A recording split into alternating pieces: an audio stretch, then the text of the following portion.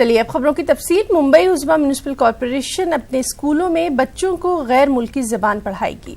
इस ताल्लुक से मुंबई म्युनिसिपल कॉरपोरेशन यानी बीएमसी के कमिश्नर ने गैर मुल्की जबान के प्रपोजल को हरी झंडी भी दिखा दी है। म्युनिसिपल स्कूलों के तलबा व तालिबात को जर्मन, रशियन, फ्रेंच, अरबी और फारसी जबानों में से कोई एक मुंतखबा जबान की तालीम दी जाएगी।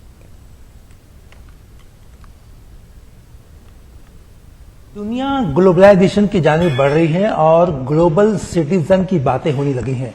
इसी तनाजुर में मुंबई म्युनिसिपल कॉरपोरेशन ने म्युनिसिपल स्कूलों के बच्चों को फॉरेन लैंग्वेज पढ़ाने का तहैया कर लिया है, यानी कि फ्रेंच, जर्मन, अरबी, फारसी जबानें जो हैं वो इन बच्चों को प्राइमरी लेवल से ही पढ़ाई जाएगी।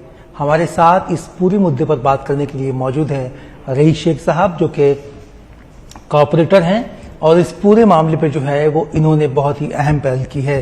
सर, एक बात ये बताइए कि ये प्रपोजल क्या था और इस प्रपोजल के जरिए जो है जो फॉरेन लैंग्वेजेस है वो किस तरह पढ़ाई जाएगी, कौन कौन सी पढ़ाई जाएगी? देखिए, इस प्रपोजल की बुनियाद ये है कि आज पूरी दुनिया एक हो रही है और जितने म्युनिसिपल बच्चे जब बड़े होते हैं तो उनके एम्प्लॉयमेंट की बड़े इश्यूज आते हैं। जबान अगर आपको एक्स्ट्रा आती है तो आप कहीं भी किसी भी मुल्क में काम कर सकते हैं। वो मुल्क के लोग जब हिंदुस्तान आते हैं तो ट्रांसलेटर्स की जरूरत पड़ती है। तो मेरे जहन में एक बात थी कि उर्दू का ले लें आप, बच्चे अरबी ऐसे ही जानते हैं, अगर उनको और पॉलिश कर दिया जाए तो उनकी अरबी जबान जो है साफ हो जाएगी। हमारे मुसलमान लोग, काफी लोग मिडिल ईस्ट में जाके काम करते हैं, अगर बच्चे को अरबी आती होगी तो उसकी एम्प्लॉयबिलिटी डेफिनेटली बढ़ती है। वैसे ही आप देखेंगे तो फारसी हो गई, या आज रशियन की बहुत डिमांड है, जर्मन की बहुत डिमांड है। मुझे मालूम है कि बच्चे आज प्राइवेट इंस्टीट्यूट्स में जाके लाखों रुपया खर्चा कर रहे हैं ये जबान सीखने के लिए। तो ये एक प्रस्ताव मैंने रखा जिसको म्युनिसिपल कमिश्नर ने बहुत अच्छे से लिया है। म्युनिसिपल स्कूलों में फॉरेन लैंग्वेजेस पढ़ाने का मामला जो है वो अनोखा होगा, निराला होगा। ये एक मिसाल होगी हिंदुस्तान के दूसरे म्युनिसिपल कॉरपोरेशन के लिए जो महदूद तरीके से तालीम को फरोग देते हैं। अब देखना यह है कि ये तालीमी सिलसिला कब शुरू होता है और बच्चों में एक नई जबान को सीखने की ऊर्जा और उनकी चाहत जो है वो किस तरह परवान चढ़ती है। कैमरा पर्सन संतोष दिसले के साथ मोहिउद्दीन, न्यूज़ 18 मुंबई। किसानों की मुख्तलिफ मांगों को लेकर अमरावती में प्रहार संगठन की जानिब से जेल भरो आंदोलन किया गया। तंजीम के बानी और रुकन असेंबली बच्चू कड़ू की क़यादत में किए गए इस आंदोलन में प्रहार संगठन के हजारों कारकुनान ने हिस्सा लिया। साथ ही प्रहार संगठन की जानिब से जिला कलेक्ट्रेट को एक मेमोरेंडम भी पेश किया। इस मौके पर प्रहार संगठन के हामियों ने चक्का जाम किया। पुलिस ने सैकड़ों प्रहार कारकुनों को हिरासत में लिया।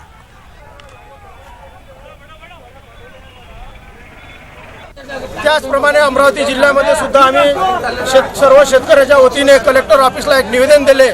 शेतकऱ्यांच्या 15 मागण्या आहेत। एक तर दुष्काळ म्हणून जाहीर केला शासनाने, परंतु अजूनही दुष्काळाचे पैसे मिळाले नाही। ज्या मंडळाचे आणेवारी 50 पैशाच्या आत आहे त्यांना सुद्धा दुष्काळाचे पैसे देणार होते। एक आदेश आहे 29 जूनचा, ते पैसे अजूनपर्यंत मिळाले नाही, ते तात्काळ देण्यात यावे। दुबार पेरणीकरता पैसे देण्यात यावे, वाढलेल्या संत्र्याचे पैसे तात्काळ देण्यात यावे। शोलापुर में एक प्रोग्राम के दौरान मरकजी वजीर नितिन गडकरी को चक्कर आ गया। गौरतलब है कि मरकजी वजीर कौमी तराने के एहतराम में खड़े हुए थे। फिलहाल नितिन गडकरी की तबीयत बेहतर बताई गई है। स्टेज पर मौजूद लोगों ने उन्हें सहारा देकर कुर्सी पर बिठाया था।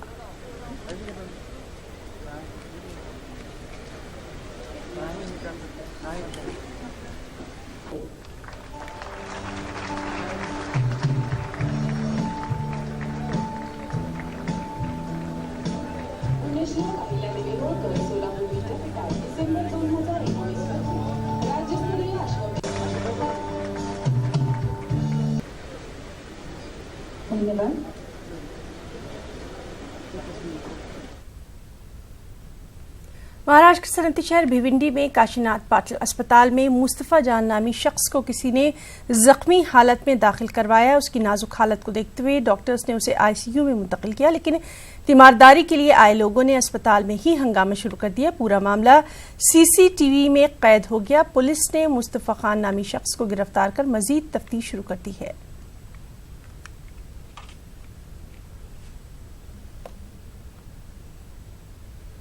महाराष्ट्र स्टेट रोड ट्रांसपोर्ट की बस, जिसे आम जबान में एसटी बस कहा जाता है, एसटी बस से सफर की बातें तो बेहद सुनी गई हैं, लेकिन खुद एसटी बस का अपना सफर कैसा रहा है और एसटी ने 7 दहाइयों में कितने उतार चढ़ाव देखे हैं, एसटी बस जदीद तकाजों से कैसे हम आहंग हुई या फिर अभी तक वो वही पुराने ढर्रे पर चल रही है, इन्हीं तमाम चीजों को यानी एसटी बस के सफर की कहानी हम आपको सुनाते हैं खुद एसटी की ज़बानी।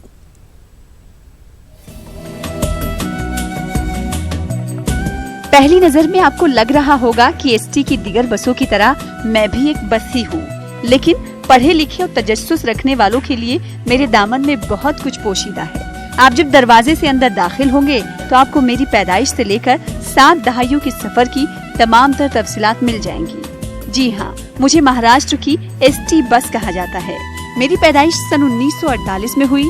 उस वक्त से लेकर अब तक मेरे कई रूप बदले, रंग बदला, 22 से ज्यादा मॉडल वजूद में आ गए। अगर कुछ नहीं बदला तो मुसाफिरों की खिदमत का जज्बा जो रोजे अव्वल से जारी है।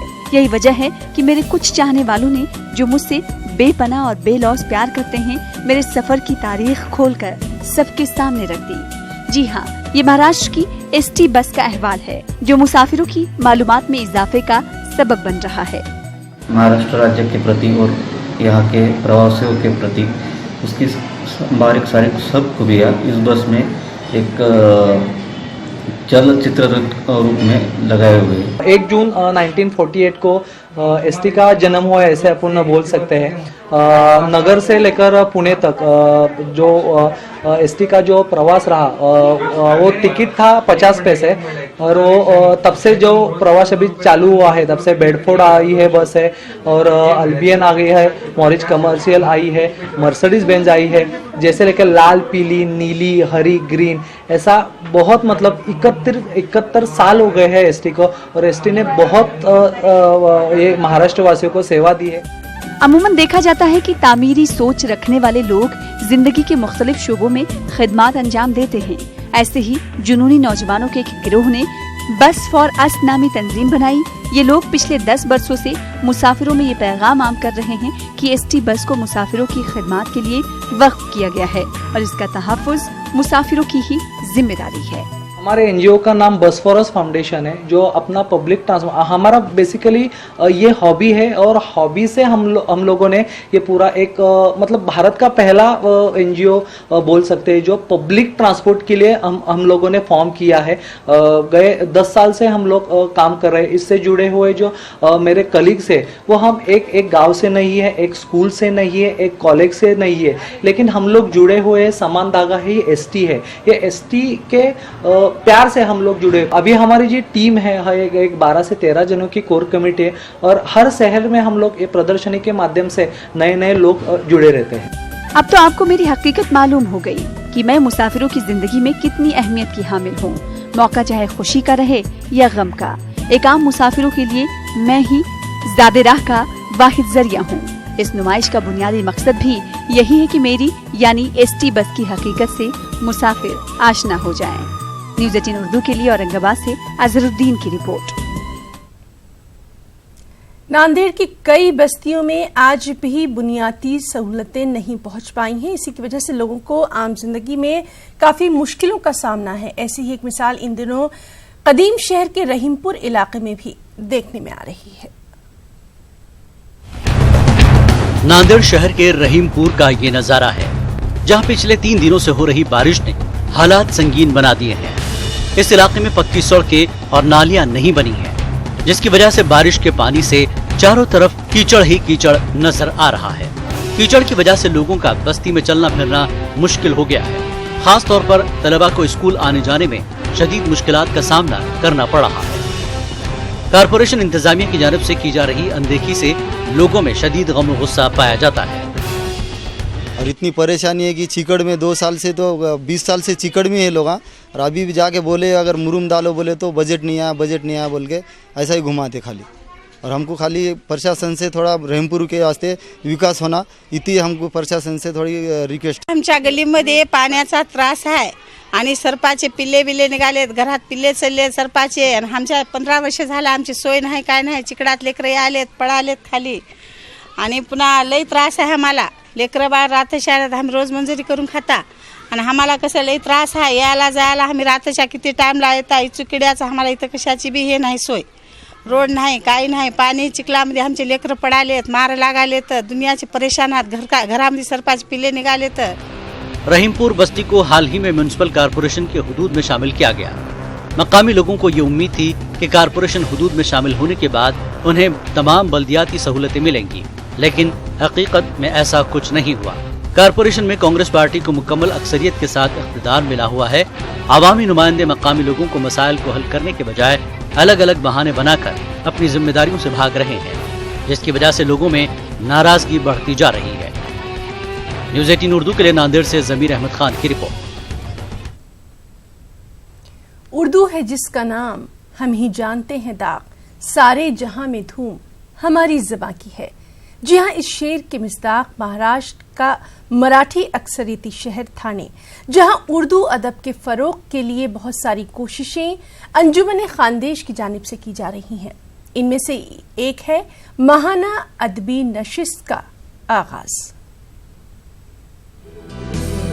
मुंबई से मुत्तसिल थाने का मारूफ इदारा अंजुमन खानदेश की मिली समाजी खिदमात जारी रहते हुए अब इदारे ने उर्दू की बका, तरवीज व तहफ़्फ़ुज़ के लिए खानदेश अदबी मरकज़ कायम किया है, जिसके तहत उर्दू क्लासेस का क़याम, उर्दू जराइद व रसाइल को फ़रोग़ देने और नौजवान शोरा व उदबा को आगे लाने के लिए माहाना अदबी नशिस्त का इनक़ाद तय पाया है। आज खानदेश अदबी मरकज़ की जानिब से शहरी अदबी नशिस्त का इनेकाद किया गया था मरहूम शफीक मीना नगरी साहब की याद में।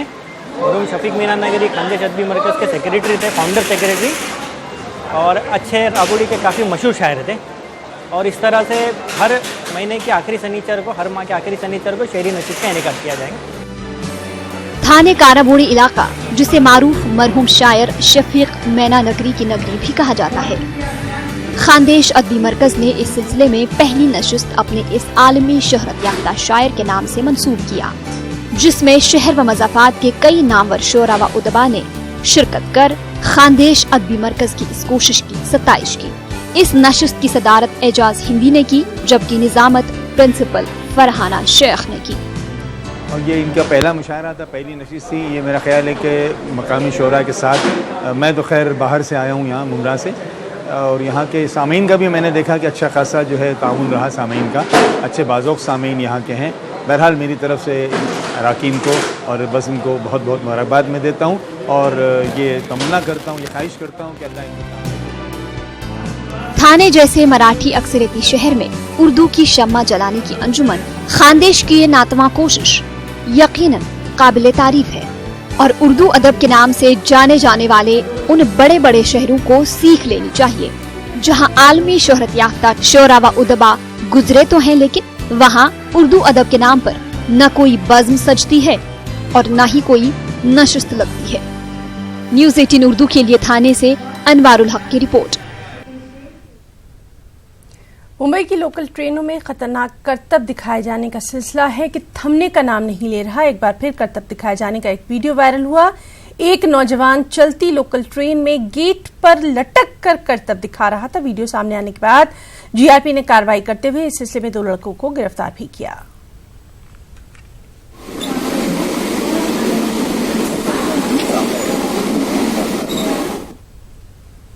और सिर्फ यही नहीं, बल्कि मुंबई के कल्याण में मुरवाड़ के करीब मोटरसाइकिल से करतब दिखाना एक नौजवान को महंगा पड़ गया। नौजवान करतब दिखाते हुए टिकटॉक बना रहा था कि नौजवान के कुछ साथी भी उसके साथ थे कि टिकटॉक बनाते वक्त मोटरसाइकिल अचानक पलट गई, जिसकी वजह से नौजवान के सिर पर शदीद चोट आई। टिकटॉक बनाने का ये वीडियो भी सोशल मीडिया पर वायरल हो गया। और अब खबरों की तफसील। कर्नाटक के बीजेपी अक़लियती मोर्चे ने अब्दुल अजीम को रियासती काबीना में शामिल करने का मुतालबा किया। बेंगलुरु में अक़लियती मोर्चे के नुमाइंदों ने कहा कि अब्दुल अजीम गुज़िश्ता कई बरसों से रियासती अक़लियती मोर्चे के सदर रहे हैं, साबिक़ पुलिस ऑफिसर भी रह चुके हैं, लिहाजा पार्टी अब्दुल अजीम की खिदमात का एतराफ़ करते हुए उन्हें काबीनी वजीर बनाए। इस सिलसिले में बीजेपी लीडरों के वफ़द ने वज़ीर आला BS येदियुरप्पा से भी मुलाकात की है। वाज़ेह है कि कर्नाटक में बीजेपी हुकूमत के क़याम के बाद काबीना की तश्कील के लिए तैयारियां भी जारी हैं। ऐसी मेहनत किए हैं, हर राज्यों में जाकर काम किए हैं, हर जिले में जाकर काम किए हैं और मेहनत जो मेहनत करते हैं उनको तो फल मिलना ज़रूरी है।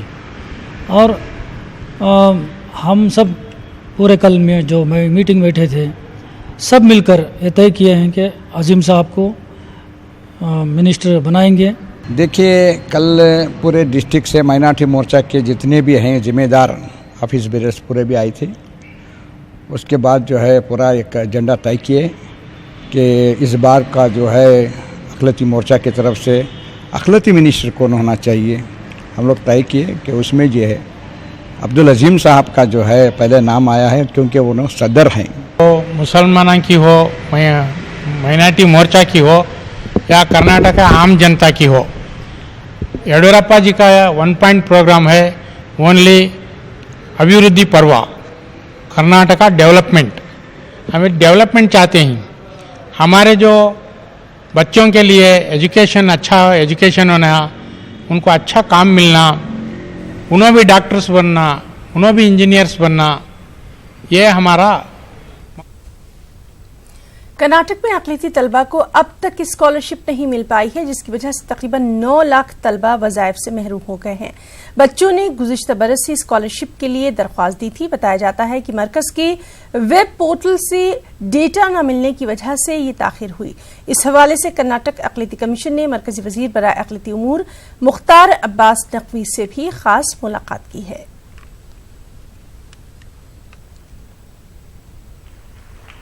बाद में वो सेंट्रल गवर्नमेंट से 4.84 लाख स्टूडेंट्स को वो सेंट्रल गवर्नमेंट से पूरा वेरीफाई करके वो सेंट्रल गवर्नमेंट से दिया। रिमेनिंग नियरली 9 लाख स्टूडेंट्स को हम कर्नाटक गवर्नमेंट से देना था।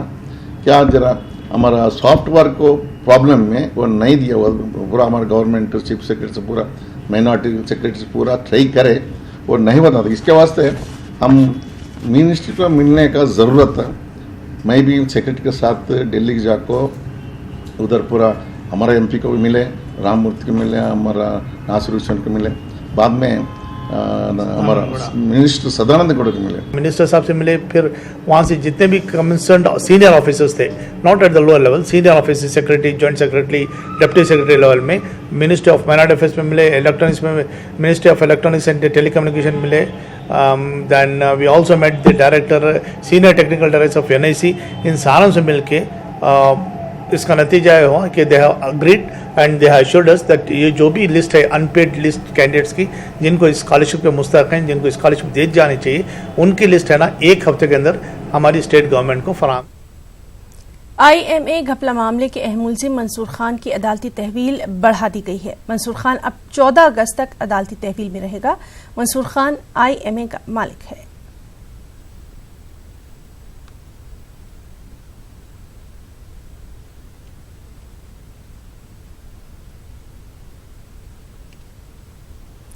कर्नाटक में इख्तिदार की तब्दीली के बाद दल बदल का सिलसिला भी शुरू हो चुका है। JDS की रियासती नायब सदर सुल्ताना बेगम ने पार्टी छोड़ने का इशारा दिया है। बेंगलुरु में सुल्ताना बेगम ने कहा कि वो अब भी पार्टी में नायब सदर के ओहदे पर हैं, लेकिन पार्टी की सरगर्मियों से दूर हैं। पार्टी से नाराजगी की क्या वजह है, ये सुल्ताना बेगम खुलकर जाहिर नहीं कर रही हैं।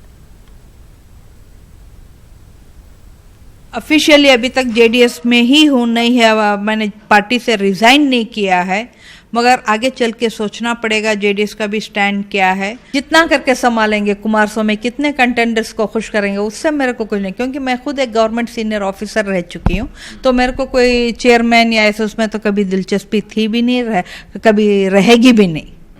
तो ऐसे कोई ना मेरे को एक MLA इलेक्शन खड़ने की ख्वाहिश है, ना पॉलिटिकल कोई चेयरमैन पोस्ट की ख्वाहिश है। मेरे ख्वाहिश ऐसे दूसरों की तरह ख्वाहिश नहीं है मेरे को, बट जहाँ तक कौम की को कुछ नुकसान पहुँचे या विमेन के हक में कुछ हो तो मैं ज़रूर आवाज़ निकालूँ। टीपू सुल्तान जयंती न मनाने के येडियुरप्पा हुकूमत के फैसले के खिलाफ कर्नाटक के रायचूर में सोशल डेमोक्रेटिक पार्टी, अम्बेडकर सेना और टीपू सुल्तान क्रांति सेना के लीडरों ने एहतजाजी मुजाहरा किया। इस मौके पर अम्बेडकर सेना के लीडर बिस्वराज पट्टी ने कहा कि वज़ीर आला येडियुरप्पा ने जब बीजेपी छोड़कर कर्नाटक जनता पार्टी कायम की थी उस वक्त टीपू सुल्तान जयंती की भरपूर हिमायत की थी, लेकिन अब टीपू सुल्तान जयंती न मनाने का ऐलान ताज्जुब खेज है।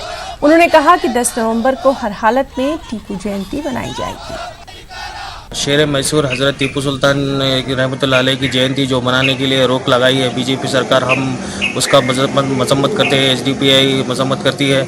इसी सिलसिले में शहर रायचूर के अंदर टीपू क्रांति सेना, अम्बेडकर सेना और SDPI social democratic party of India तीनों भी शहर रायचूर के अंदर एक प्रोटेस्ट कर रहे थे। टीपू सुल्तान रहमतुल्लाह अलैह के लिए एक जयंती नाकाफ़ी है। हिंदुस्तान की आज़ादी में पहला रोल था उनका, अंग्रेज़ों को मार के। तो बुलेटिन में फिलहाल इतना ही। आदाब।